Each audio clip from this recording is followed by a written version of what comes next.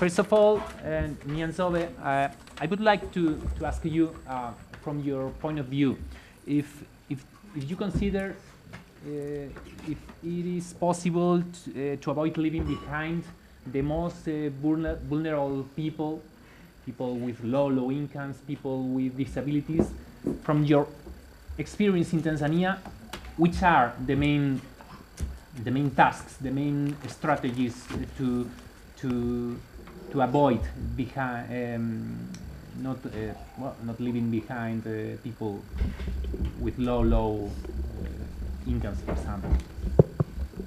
Okay, thank you very much. In Tanzania, first of all, we have a water policy, national water policy, but it's just mentioning that the priority is for water is for the first priority is for domestic use, but it's not really focusing on vulnerable and uh, vulnerable groups. And in terms of sanitation, unfortunately, we don't have a specific key policy for sanitation. There are some initiative to integrate sanitation issues into healthy policy. So we have presented our issues to the Ministry of Health. So we are expecting during the review of the health policy, sanitation issues also will be incorporated. So how do we operate in such a situation? During the implementation of the sanitation and hygiene program, as you can see that our aim is to ensure that the communities are open defecation free. And there's an increase on use of improved the toilets. So by having such an objective or such a focus, it means that you are aiming to reach everyone. No one will be excluded, even the poor people or vulnerable people. So during the intervention, first of all, we have to interact with the community to understand the groups which are in that specific community and what are their needs. We are interacting with the community, meaning the households, as well as institutions. All the institutions in that community also need to be included. So we are using the leaders, the community leaders, to understand the groups which are available. And then during the promotion or during the general meetings, we ensure that those groups are also included. But after those general meetings or the mobilization meetings, you have to go a step further, because some of them, they will be able to come to those meetings and some will not. So you have to find another strategy of house to house to identify those who didn't manage to come to those meetings. And in most cases, those groups, even if they come to the meetings, they usually keep quiet. They don't talk much. So during the house-to-house intervention is when you have an opportunity to talk to those groups. So that is one of the strategy we are using during the implementation. And we realize that there are groups with the special needs. For example, I mentioned the groups elders, they have their needs in sanitation. We have children under 5. We have pregnant women. We have people with disabilities. So those are the groups which we ensure that we are reaching them during the implementation. And they also have, we had an opportunity to discuss with them in terms of technology.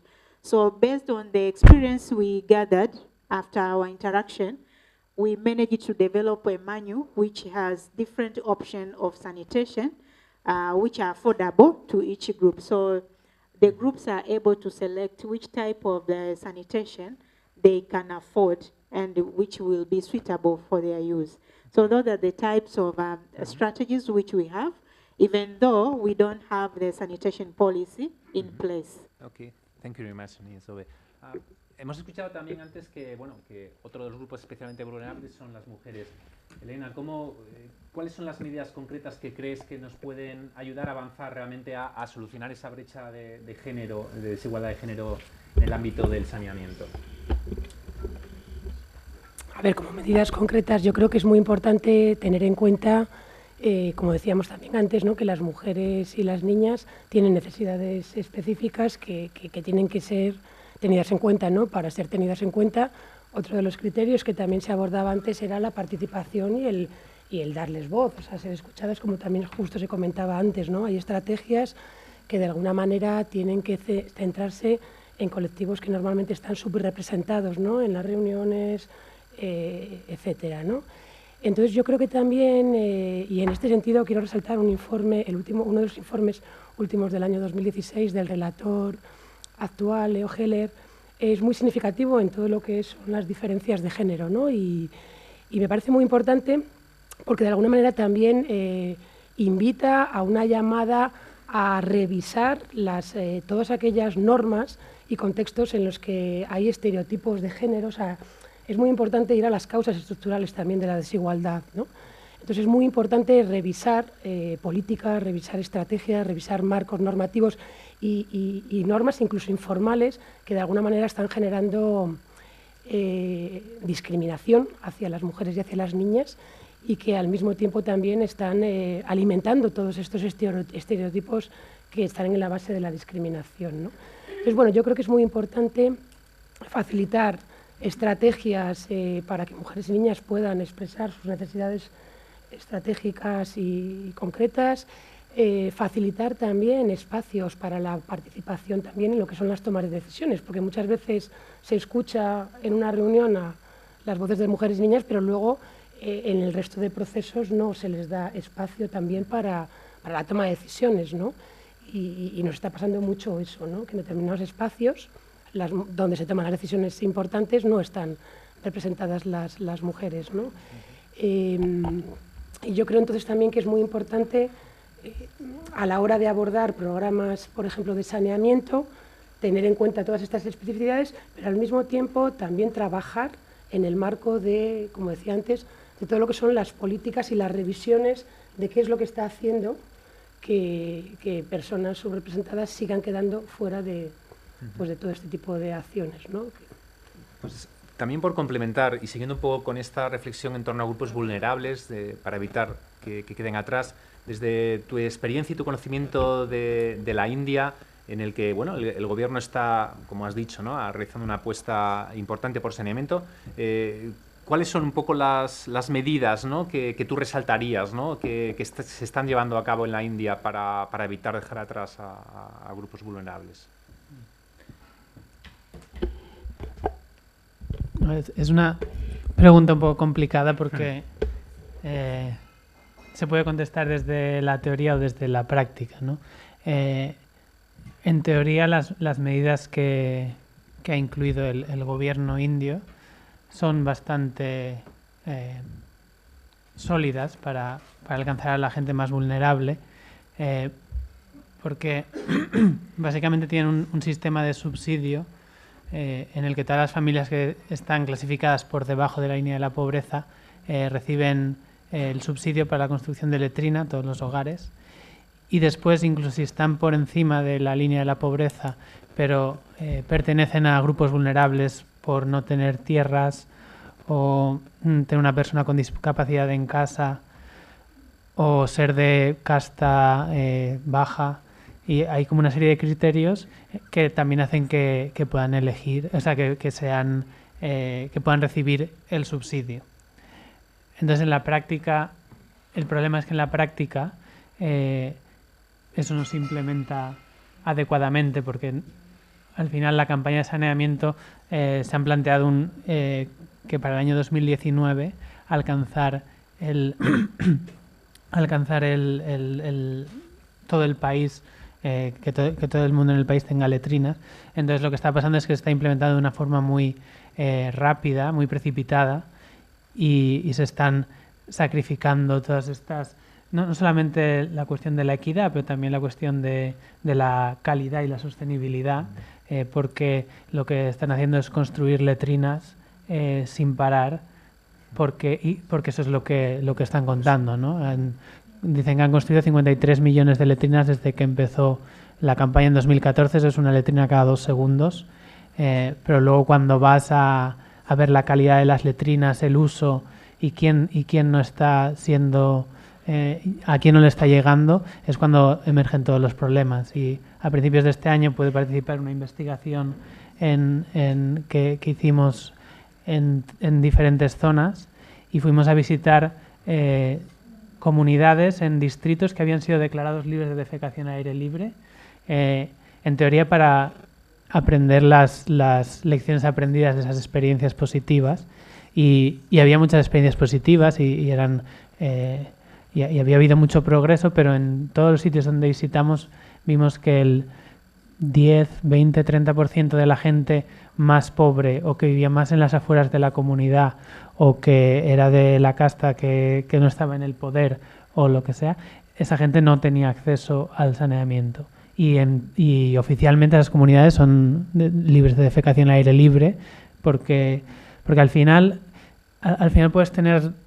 puedes decir que estás trabajando por el acceso universal y utilizar libre defecación al aire libre como tu indicador, puedes tener subsidios, pero esa gente está sufriendo históricamente discriminación a todos los niveles, entonces es muy difícil que simplemente con una política se les alcance. Hace falta un esfuerzo específico y para alcanzarlo. O sea, además de tener una campaña universal, tienes que tener un sistema de monitoreo que se enfoque específicamente en esa gente, no solamente pensar que simplemente porque el objetivo es universal se va a alcanzar a las personas que sufren exclusión. Muy bien, gracias.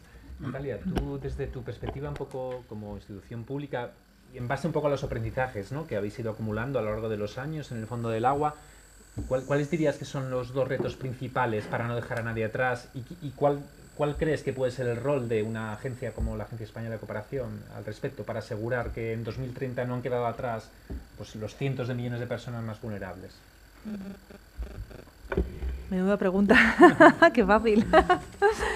Bueno, a ver, yo precisamente la preocupación que traigo es esa, ¿no?, la de no dejar a nadie atrás. En el último informe del relator sobre la cooperación al desarrollo dice una pregunta que me parece fundamental. Dice, con este proyecto, ¿quién se beneficiará y quién se queda atrás?, ¿no? Y eso es clave, porque muchas veces, incluso nosotros mismos, ¿no?, presionados por la necesidad de ejecutar o por las dificultades, porque nosotros no ejecutamos los programas, los ejecutan el Ministerio del Agua de Bolivia o la institución pública correspondiente.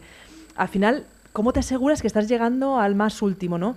Yo creo que hay una labor ahí. Nosotros estamos haciendo procesos internos a la vez que externos, ¿no? Con todo esto que les he contado, nosotros también hemos hecho un proceso de capacitación con ayuda de Ongawa interna.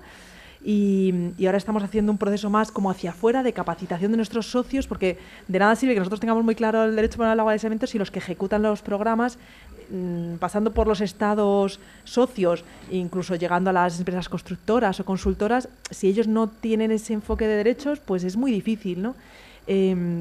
Y estamos también revisando los indicadores que utilizamos para poder... Lo que no se mide como que no existe, ¿no? Entonces, revisar los indicadores desde ese punto de vista de los derechos humanos yo creo que es fundamental. Y también revisar nuestros procedimientos, nuestras metodologías.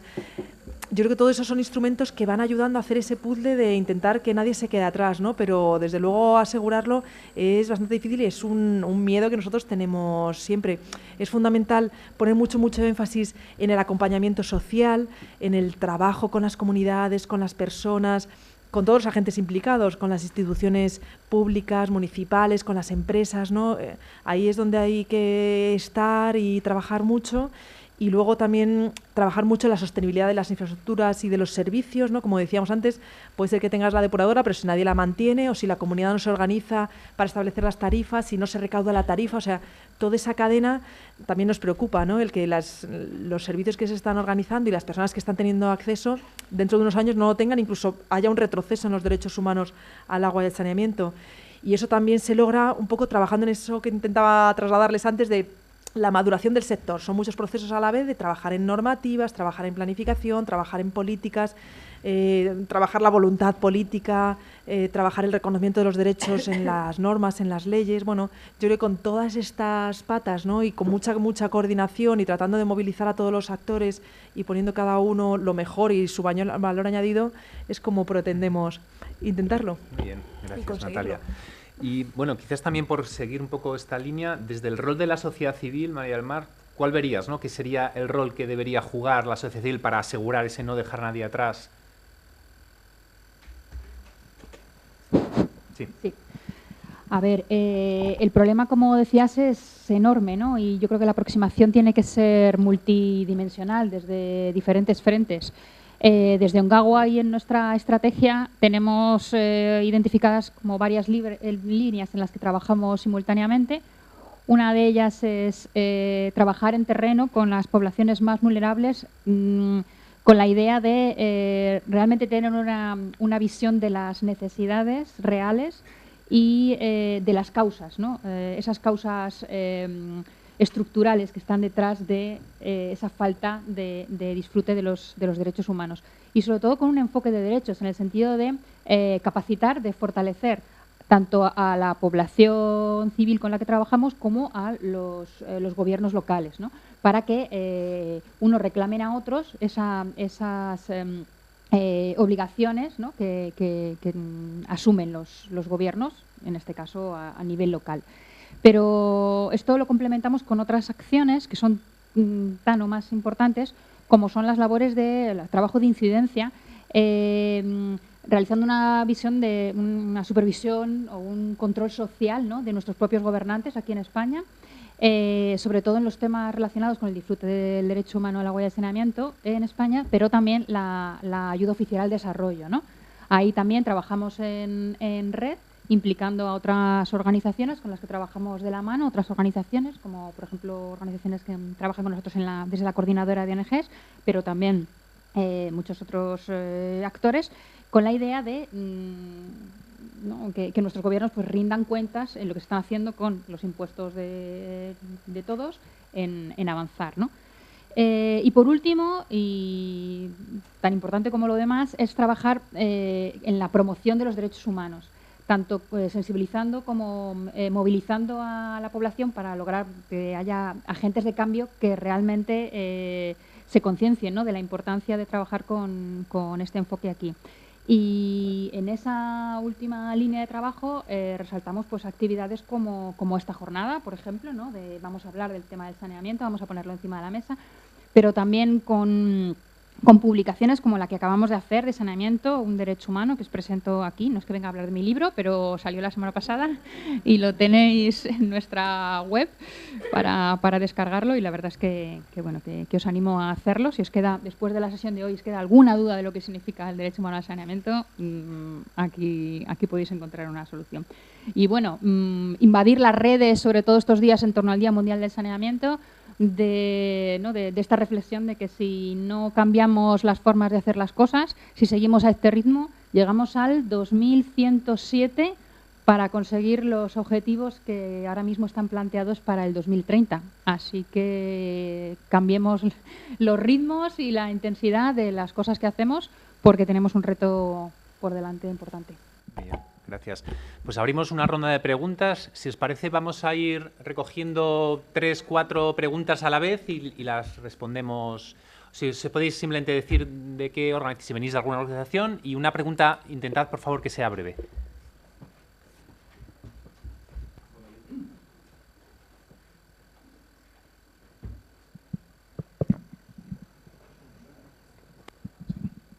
Buenos días. Álvaro Montoya, investigador y consultor. Más que pregunta, será una reflexión dirigida principalmente a Elena de Luis, de la Universidad Carlos III. Tiene un trasfondo filosófico, pero luego en la práctica tiene sus implicaciones, y es el criterio de disponibilidad, que se hablaba de un ajuste de estándares en función de las condiciones de cada contexto. Y yo entiendo que esto tiene una relación con la realización progresiva de un derecho. Y aquí estamos hablando del derecho al saneamiento, pero esto es aplicable a todos los derechos, civiles o políticos, o económicos, sociales y culturales. Y es si esto que tiene una implicación o una justificación práctica, ¿sí? Porque realizar un derecho cuesta, eso está claro, y para esto hay recursos limitados. Pero me parece que esto puede ser una vía de escape para los estados como portadores de obligaciones de derechos, y si en el fondo esto no conlleva una cierta discriminación de la persona según donde viva y según del punto de partida del que arranque, podrá aspirar en mayor o en menor grado a haber realizado ese derecho. Entonces yo quisiera Muy bien. una iluminación sobre esto, por favor. Gracias. Seguimos recogiendo 2 o 3 preguntas más, si os parece. Levantáis la mano si tenéis... Mira, ahí hay otra, por ejemplo.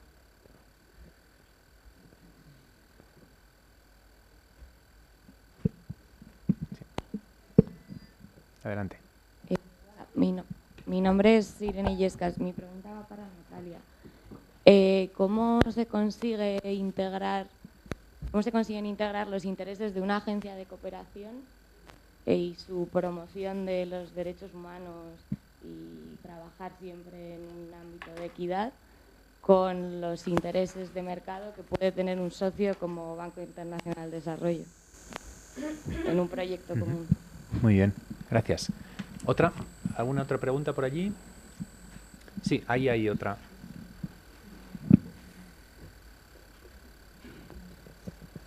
Buenos días, Gregory Pegli de la empresa Ininclam, ingeniería y constructora en el sector del agua, aquí en Madrid. Bueno, mi pregunta va un poco a Natalia Gullón, pero también a Andrés Sueso. Bueno, como lo he dicho, yo soy un actor privado, no soy ni una asociación ni un financiero, y quería saber qué podía hacer el sector privado para ayudar también en aumentar la inversión y poder alcanzar los objetivos de desarrollo sostenibles. Y como lo ha dicho Natalia, multiplicar por 3 lo que se hace en ese sector. Y como lo ha dicho Andrés, nosotros estamos promoviendo también un programa que tenemos que se llama Agua de Salud, donde juntamos 3 componentes principales, que son uno, el componente técnico, una solución técnica, una planta depuradora, una planta de agua potable; un segundo componente, que es el componente social, educación, sensibilización, etc. Y un tercer componente, que es el componente de desarrollo sostenible, como lo llamamos, que es operación y mantenimiento por parte de la empresa privada y capacitación durante 1 o 2 años o 3 años, dependiendo del cliente. Y Andrés decía que es tiempo de dar el paso a los actores sociales y dejar a los ingenieros atrás, si he entendido bien. Nosotros creo que hemos conseguido trabajar juntos en la misma dirección. Entonces quería saber qué podría hacer el sector privado para ayudar. Muy bien, gracias.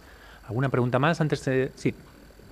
Aquí. Más que una pregunta, es una sugerencia que quisiera hacerle, pero que la voy a amparar en 3 apartados. Uno es felicitarles, ahora les diré cómo. La segunda es valorar el tema de lo que he oído hasta ahora.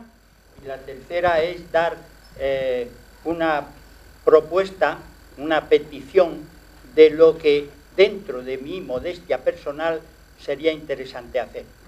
En cuanto a la felicitación, le digo 2 cosas. Una, les felicito por la selección del título. Es algo concreto, muy específico. Yo leo y dice derecho humano al saneamiento, y además lo particularizan a las letrinas, algo que es de uso y necesidad diaria y permanente y que está, en mi opinión, bastante desatendida. Entonces, aparte de esa primera felicitación, la segunda sería decirles, les felicito porque tienen claros los derechos, tienen claros los enfoques, tienen incluso propuestas de muchas cosas que se han hecho, y eso es muy digno de felicitar. Pero, mira por dónde tiene que salir el pero mi valoración es que, a pesar de todo, según incluso se ha dicho aquí, 6 de cada 10 ciudadanos tienen problemas con el asunto que tratamos. Bien, no tienen acceso a una necesidad vital, diaria y permanente que tenemos. Quizá hago un chiste, sea porque esto es escatológico y no nos interesa.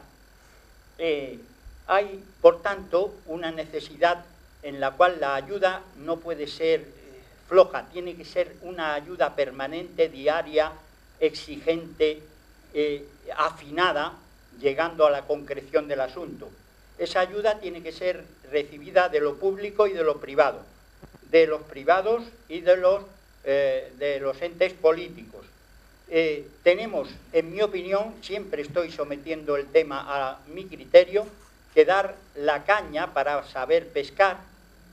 Segundo, esa caña, una vez que se la hemos entregado, decirles lo que he dicho, que es enseñarles a utilizarla.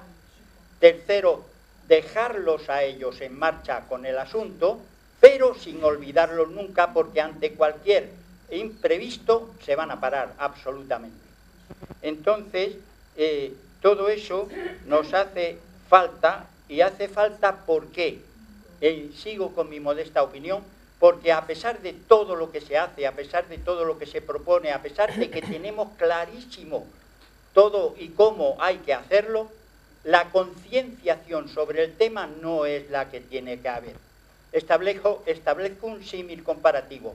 Igual tampoco es clara la concienciación del hambre en estas ciudades, en estos países, en estos territorios, y todos decimos qué mal y cuánto lo siento, pero no se hace en la forma eficaz que yo por lo menos desearía. Muy bien. Con todo esto, sí. Hago ya la petición. Sí, por favor, sí.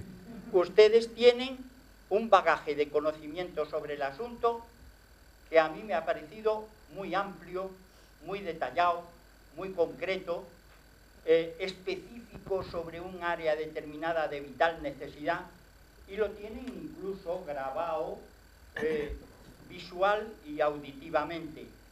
No se conformen con esto. Estamos en un centro universitario muy importante de la Politécnica de Madrid.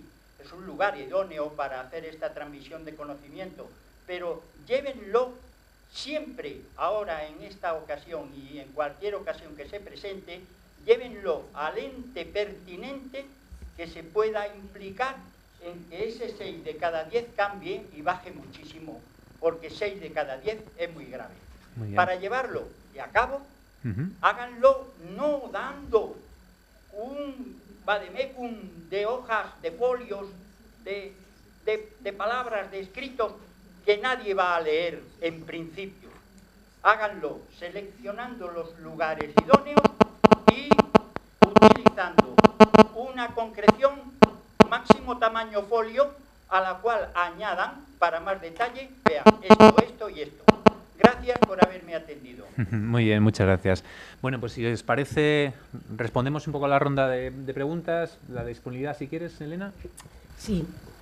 O sea, precisamente yo creo que una de las cosas que aporta el enfoque basado en derechos humanos es tener en cuenta lo que significa la realización progresiva de los derechos humanos, ¿no?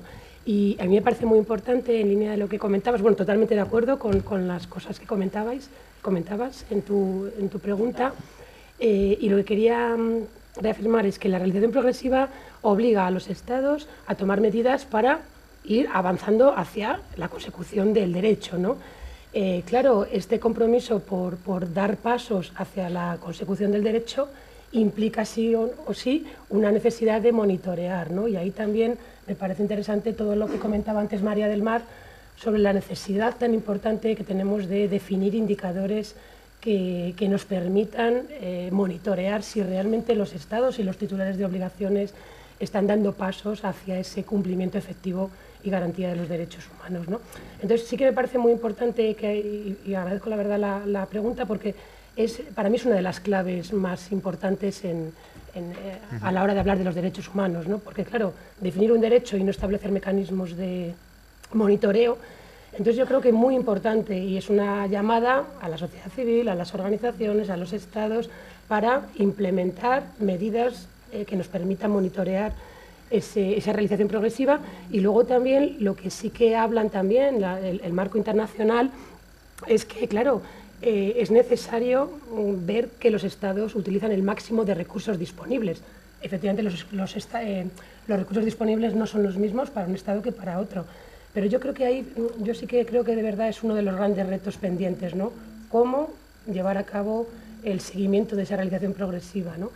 Y también yo creo que es importante tener en cuenta que, aunque tiene que ver con los DESC y por tanto necesitan medidas para su implementación, recursos económicos, sí que hay una obligación inmediata, no de carácter progresivo, en estos derechos, en este caso el saneamiento, que es la obligación de no discriminación. Entonces, bueno, pues también ahí, en la medida que podamos demostrar que un Estado está discriminando de manera sistemática a determinados grupos, por ejemplo, a la hora de su derecho al saneamiento, yo creo que es importante todo lo que también antes se decía, ¿no?, de implementar medidas objetivas y poder utilizar todos los mecanismos de exigibilidad de los derechos, ¿no? No olvidemos que la exigibilidad de los derechos, además de la parte judicial o la justiciabilidad, es también una exigibilidad social y política, y entonces utilicemos todos los mecanismos internacionales, todos los cauces y todo lo que es la incidencia internacional, ¿no? Muy bien. Y Natalia, la pregunta de cómo integrar los intereses. Sí, puedo responder a lo mejor a las dos preguntas de fondo, sí. Una detrás de otra, y así vamos más ágiles. En primer lugar, bueno, gracias por las dos preguntas. La del Banco Interamericano de Desarrollo, primero decir que el Banco Interamericano es un banco de desarrollo, ¿no? O sea, que aunque es un banco enfocado hacia el desarrollo, es verdad que, bueno, lleva 50 años trabajando en la región, tendrá muchas cosas cuestionables, pero también tiene muchos éxitos, muchos logros. Ahora trabaja mucho en rural, trabaja mucho con enfoque de derechos humanos, ha sacado un manual de derechos humanos al agua y al saneamiento, trabaja con enfoque de género. Bueno, va habiendo cambios, ¿no?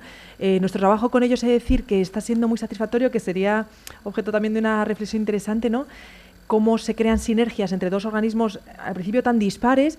Ha costado lograr esa coordinación, porque cuando ellos hablaban de clientes, nosotros hablábamos de socios, ¿no? Y cuando ellos hablaban de operaciones, nosotros hablábamos de intervenciones o de proyectos, pero eso poco a poco se ha ido engranando, todo a través de un memorando de entendimiento, un documento marco técnico, unas reglas de cómo funcionamos, una coordinación súper estrecha. Dentro de 15 días nos vamos a Washington para la reunión cuatrimestral con ellos, luego ellos vienen para acá, todas las semanas hablamos, y la coordinación más estrecha es en terreno.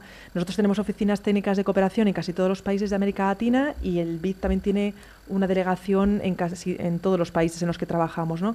Y ahí la coordinación es súper estrecha. Entonces, así es como se han ido conjugando esos intereses que a veces pueden ser distintos, los enfoques, ¿no? Más que los intereses, los enfoques pueden ser distintos, ¿no? Pero yo creo que se han ido coordinando y al final el resultado yo creo que es muy satisfactorio. Pero bueno, podemos hablar largo y tendido después.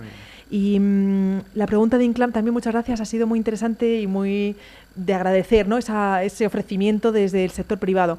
Yo creo que el sector privado tiene muchísimo que hacer en este campo. No olvidemos, bueno, los ODS hay un ODS, son 16 más 1, yo siempre digo, ¿no? El 17 es un ODS de alianzas, de tejer redes. Yo creo que ahí el sector privado tiene muchísimo que hacer, y además que al final el sector privado es el que muchas veces ejecuta las cosas, ¿no? Los países establecen una estrategia de desarrollo, establecen políticas, establecen normativas, planes, proyectos, pero luego quien ejecuta la obra es una empresa privada muchas veces, quien hace la consultoría para el plan o para el proyecto es una empresa privada. Entonces, el tener esas gafas de los derechos humanos al agua y saneamiento yo creo que hace mucho, ¿no? Porque cambia mucho el enfoque desde dónde se hacen las cosas.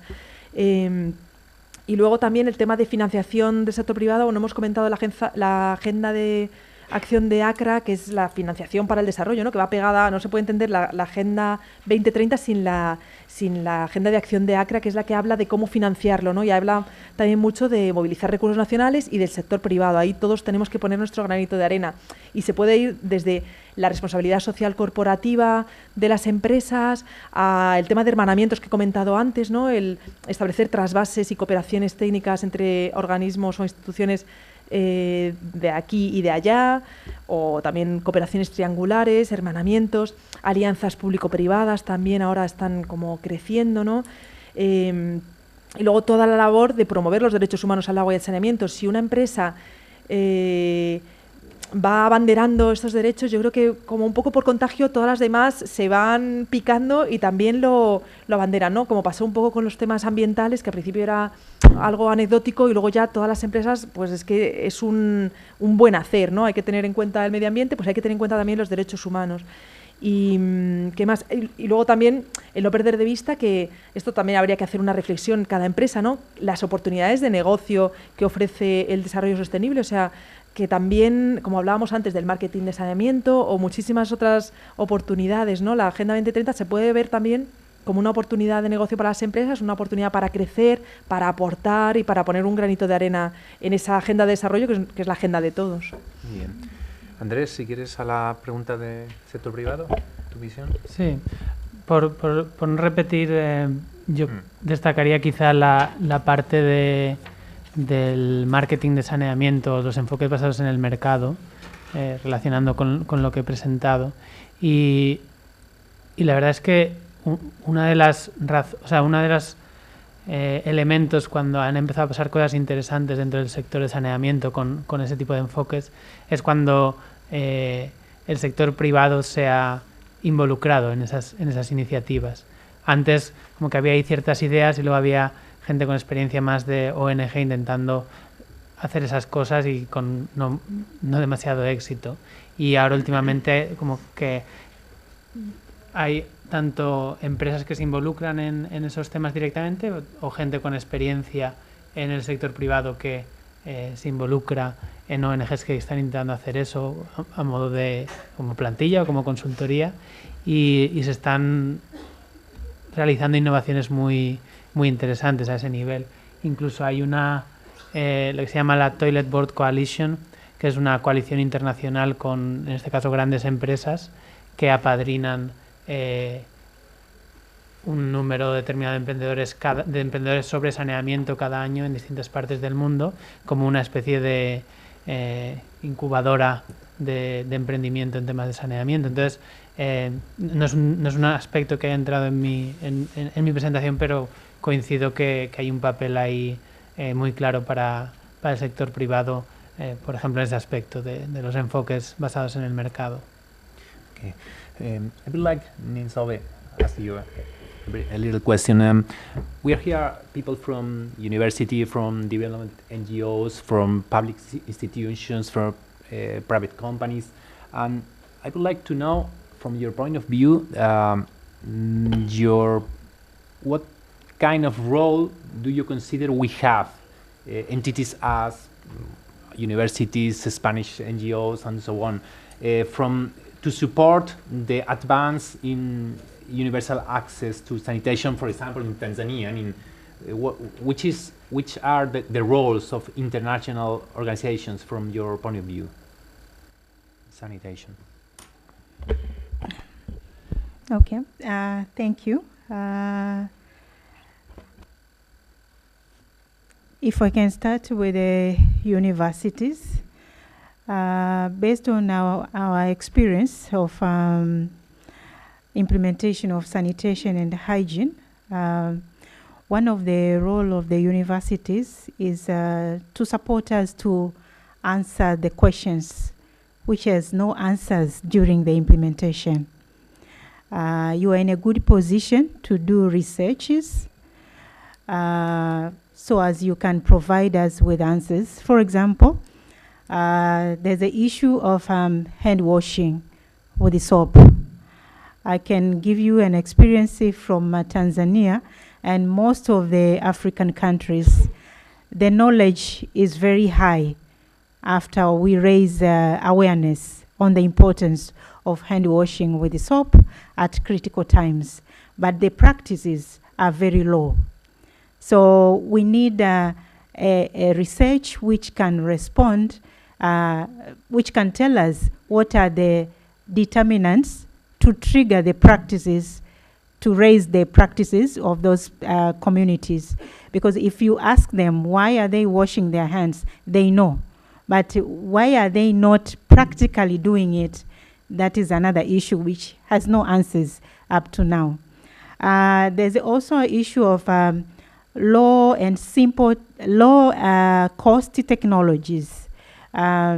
we have varieties or different technologies in urban areas which are quite affordable with the people, with the rich people or with the mid-income people.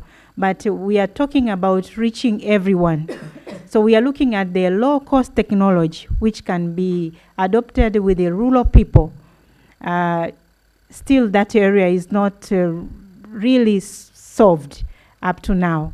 And in terms of approaches, my colleague here was doing the analysis of different approaches which has been used. We are claiming that there's no uniform approach or single approach which has addressed the sanitation in its totality. So we need to have an answer now. I can say, if you are cooking, for example, what are the ingredients do we need to put in our food so as when the food is ready can serve everyone? So in those approaches which we are talking about, which approach, if combined with another approach, we could answer the challenges of sanitation. So is it a CLTS plus sanitation marketing with a certain microfinance or subsidy is an answer? So it's an area which also need more researches and come up with a solution. And in terms of private sector, I think they have been more involved in water, but we implementers and through the universities, we need to ensure that the private sector now are coming into sanitation. And we have a responsibility to tell them that sanitation is also a business, right? It's a business. If there's a private sector here, it should go with this message. Sanitation is also a business, because always they are looking for profit. So even in sanitation, you can make a profit. There's an issue of technology. If you come up with a proper technology, affordable, you can sell. There's an issue of emptying. Even in rural areas now, they are preferring poor flush toilets, but there's no really a good technology in emptying those toilets once they are full. In urban areas, we have unplanned areas where it's not possible for a tanker to pass it through to empty, but the toilets after a certain period, they are becoming full. So you have to find a technology which can easily empty those toilets. And for example, there's a technology in Tanzania, Gulta, I think WaterAid introduced it, but it's still the materials which have been used are very expensive. So we are looking at what material, which are not very expensive, can be used so as the service is more affordable to almost all the communities. So my message is that the private sector can make a business to sanitation as they are doing in water sector. And we have a responsibility of inviting them. So in Tanzania now, during the joint water sector review and during the joint health sector review, we ensure that the private sector are also participating. We are inviting them. So they are becoming aware that there's a space and they have a contribution towards reaching a sustainable development goal. Without them, it's very difficult for us to achieve. I mentioned the issue of using tippy taps, which is more affordable, but it has its challenges. First of all, the container is very small, and for example, if it's used in primary schools, the standard is you have to install 50 of them. So somehow it's not looked neat in a school to have those small gallons, 50 of them. But secondly, there's a challenge of filling in water more frequently. You need to fill in. So somehow you need a technology which will be affordable to those primary schools and be able to have enough water to serve all the pupils when they break. During break, most of the break time is 30 minutes. So a technology which will encourage pupils to wash their hands, because once they break and they found that there's a long queue of other students washing their hands, they can postpone washing their hands. It's discouraging. They can go to class without washing their hands. So those kind of technologies we are looking for. So recently, we have I had an opportunity like this to the University of Dar es Salaam, and they have come up with there's something they call the Innovation Hub. So we present the challenges to the universities, and the group of students who are in the universities, they sit for 3 weeks, they come up with a solution. So for example, they have come up with a prototype of the tippy-tap, the one I showed here. So the next stage, we are going to manufacture that prototype in a really device, and then we are going to test that device in the primary schools. So I think that kind of relationship between the universities, the implementers, and the private sector is a good one. And if we do it well, we'll be able to reach the Sustainable Development Goal in 2030. Thank you very much. Uy, a ver. Sí, sí, oye, yo sí que quería hacer alguna apreciación sobre, porque ha salido encima, o sea, ha salido el tema del sector privado, ¿no? Entonces, muy importante tener en cuenta que también es necesario capacitar y formar al sector privado para que entienda que el saneamiento en este caso, o el agua en otros casos, es un derecho humano, ¿no? Porque si no, de poco serviría, ¿no?, todo el trabajo que estamos haciendo. Y me parece muy importante señalarlo porque precisamente se ha hablado, ¿no?, que saneamiento y agua están siendo cada vez sectores golosos, más golosos para el sector privado, y también por los recortes que también ha tenido la cooperación en general, ¿no?, para el desarrollo. Entonces, bueno, digamos que el sector privado se está introduciendo como un actor importante también en este tipo de programas, ¿no? Entonces, yo creo que es fundamental aplicar todo esto que hemos estado hablando hoy, ¿no?, de que el saneamiento debe ser un derecho, y por tanto es importante que el sector privado asuma lo que significa un derecho, ¿no? Lo digo porque también es verdad que se está dando la situación de que muchas vulneraciones que se están dando en los derechos humanos vienen causados a veces por el sector privado, que precisamente parece que no es un titular obligado frente a los derechos humanos. Entonces yo, por eso sí que quiero insistir un poco, ¿no? Titulares de obligaciones respecto a los derechos humanos son todos aquellos actores que tienen algo que ver con la realización y garantía de un derecho humano. Son los Estados, pero también son los sectores privados cuando prestan servicios que tienen como componente un derecho humano, o son también organismos internacionales o en general eso, cualquier actor que tenga algo que ver con que un derecho sea garantizado o por el contrario sea vulnerado o violado, ¿no? Muy bien, pues muchas gracias. Pues si os parece vamos para cerrar por aquí la sesión. Muchas gracias a todos. Thank you very much, Nianzobe, for your presentation. Vamos a continuar, es decir, ahora sí que animaros que durante el catering pues es un buen momento precisamente para seguir discutiendo y preguntando y comentando sobre estos temas, y luego después de comer sabéis que, bueno, pues que nos vamos a centrar en casos prácticos específicos en contextos distintos, en situaciones distintas, con colectivos distintos, todo con el saneamiento como hilo conductor.